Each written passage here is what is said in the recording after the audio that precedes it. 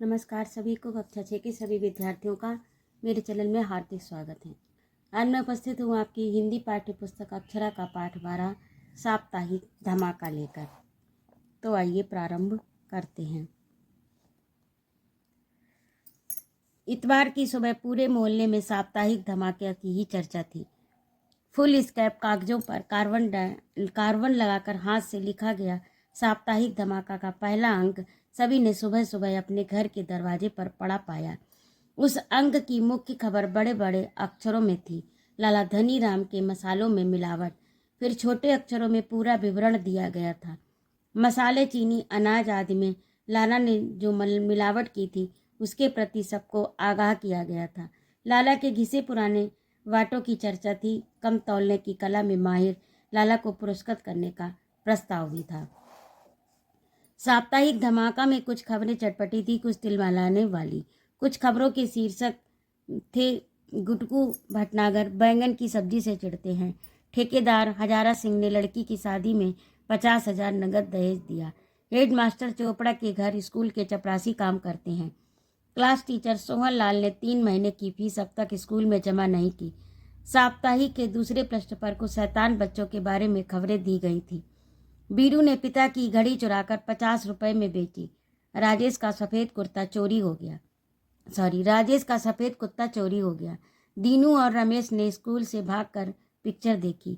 अखबार के अंत में अगले अंक के मुख्य आकर्षण दिए गए थे, रिश्वतखोर मुंशी सादीलाल के काले कारनामे, सनातन धर्म मंदिर ट्रस्ट के हिसाब से घोटाला, सीक्रेट एजेंट डेविए की विशेष रिपोर्ट, मोहल्ले के शराबियों का भंडाफोड़। साप्ताहिक धमाका की ऐसी सनसनीखेज खबरें पढ़कर सभी हैरान थे। खबरें न केवल सच्ची थी बल्कि कान खड़ी करने वाली थी। संपादक के नाम के आगे हम बच्चे लिखा देखकर ये समझने में मुश्किल नहीं हुई कि ये सब कुछ काम बच्चों का है।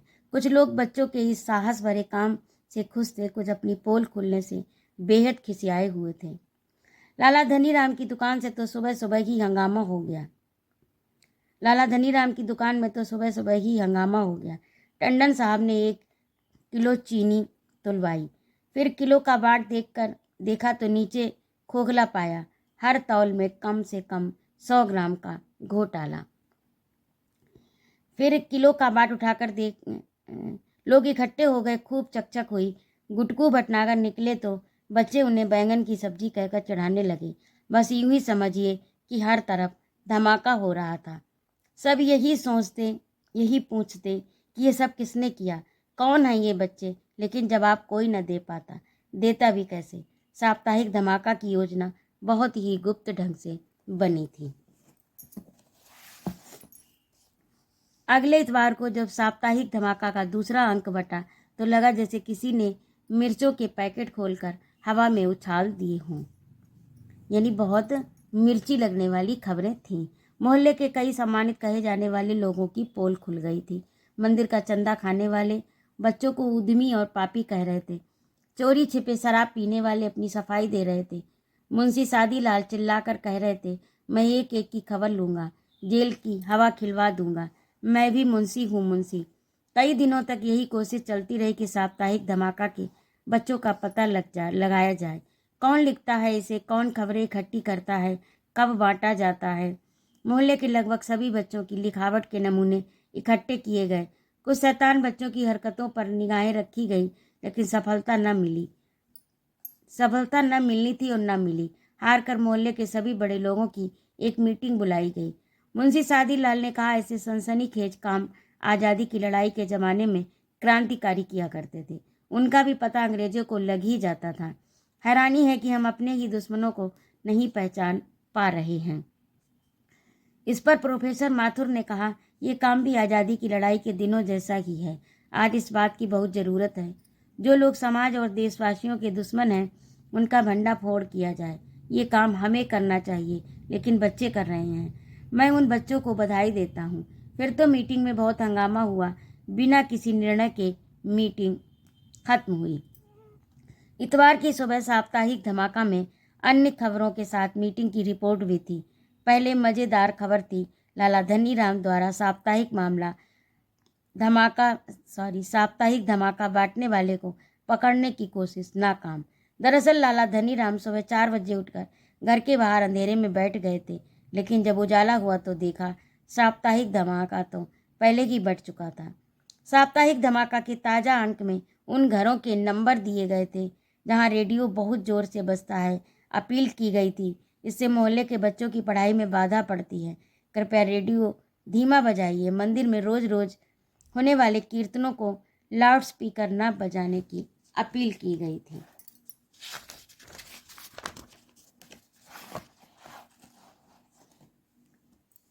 अगले अंक में 2 प्रमुख आकर्षण थे, नकली दवाएं देने वाले डॉक्टरों से सावधान और ब्रिगेडियर कपूर की मुर्गियों का चोर कौन। अगर साप्ताहिक धमाका कुछ लोगों पर चोट करता तो दूसरी ओर वह लोकप्रिय भी हो रहा था। नगर के एक दैनिक पत्र में बच्चों द्वारा गुप्त रूप से किए जाने वाले इस काम पर संपादकीय भी छपा था। साप्ताहिक धमाका का महत्व तब और बढ़ गया जब कई डॉक्टरों के यहाँ नकली दवाइयाँ पकड़ी गईं। इसके साथ ही ब्रिगेडियर कपूर ने अब्दुल्ला होटल के मालिक की पुलिस में रिपोर्ट की। पुलिस की मार से अब्दुल्ला से मुर्गियों की चोरी उगलवा ली। धीरे धीरे मोहल्ले में काफ़ी सफाई हो गई। एक दिन अचानक ही घोषणा हुई कि साप्ताहिक धमाका के संपादक बच्चों को पुरस्कार देने के लिए शाम को सभा होगी। सभी लोग उन बच्चों को देखने के लिए उत्सुक थे।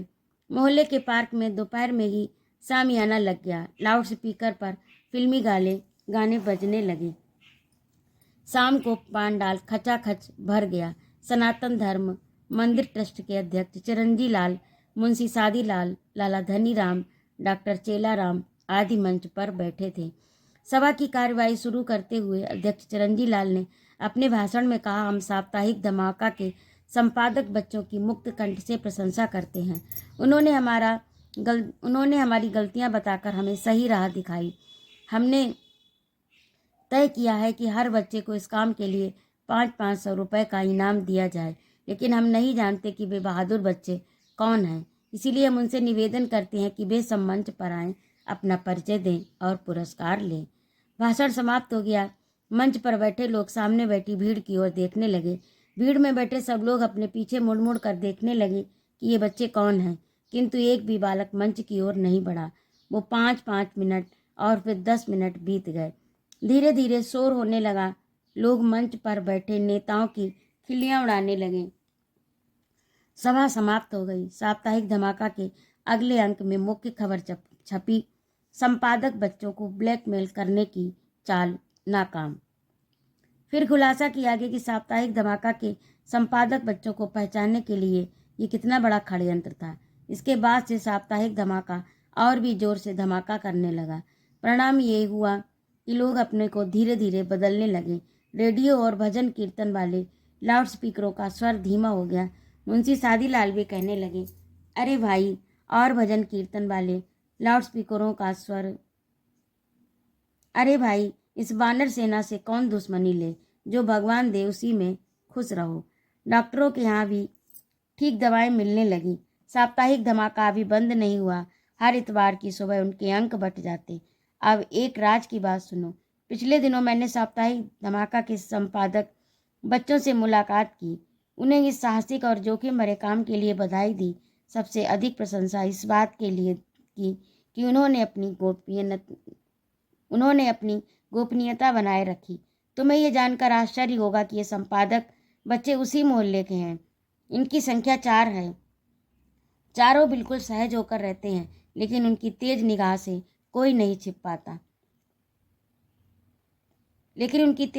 कोई बात छिप नहीं पाती। पहले अखबार की एक प्रति तैयार की जाती, फिर 4 प्रतियां। उसके बाद चारों बच्चे मिलकर उनकी ढेर सारी प्रतियां बनाते। जानते हो इनकी लिखावट क्यों नहीं पकड़ में आती? क्योंकि ये चारों ने बाएं हाथ से लिखने का अच्छा अभ्यास किया है। उन्होंने ये नहीं बताया कि वे अपना काम कब और कहाँ करते हैं। उन्हें अपनी सफलता पर खुशी है। उनका कहना है कि जैसे ही उनके मोहल्ले की समस्याएं हल हो जाएंगी, धमाका बंद हो जाएगा, लेकिन ज़रूरत पड़ने पर वे उसे फिर दोबारा शुरू कर देंगे। इसलिए उन्होंने अपनी सभी बातों को गुप्त रखा है। अगर कहीं साप्ताहिक धमाका ये अंक मिले तो ज़रूर पढ़ना। वह समाज के नाम बच्चों की चुनौती है। सुना है साप्ताहिक धमाका का जोरदार विशेषांक भी निकलने वाला है। ये था आज का पाठ। आपको कैसा लगा? ये लिखा है साप्ताहिक धमाका के लेखक डॉक्टर हरिकृष्ण देवसरे का जन्म 1940 ईस्वी को नागौद सतना यानी मध्य प्रदेश में हुआ। उनके शोध का शीर्षक हिंदी बाल साहित्य एक अध्ययन था। हिंदी जगत में बाल साहित्य पर आधारित ये प्रथम शोध प्रबंध है। आप सन 1960 ईस्वी से सन 1984 ईस्वी तक आकाशवाणी में रहे। तदुपरांत स्वैच्छिक अवकाश ग्रहण करके 1984 ईस्वी में सन 1991 ईस्वी तक पराग मासिक बाल पत्रिका की संपादक के रूप में कार्य किया। आपने बच्चों के लिए 300 से अधिक पुस्तकें लिखी। इसके अतिरिक्त आपने समीक्षा, आलोचना और कई अंग्रेजी के पुस्तकों के हिंदी अनुवाद भी किए हैं। तो ये था आज का पाठ। अब है आपका अभ्यास कार्य जो आपको अगले अंक में प्राप्त होगा। और यदि आपको मेरा पढ़ाना अच्छा लगा हो तो कृपया मेरे चैनल को सब्सक्राइब अवश्य करें। जय माँ भारती।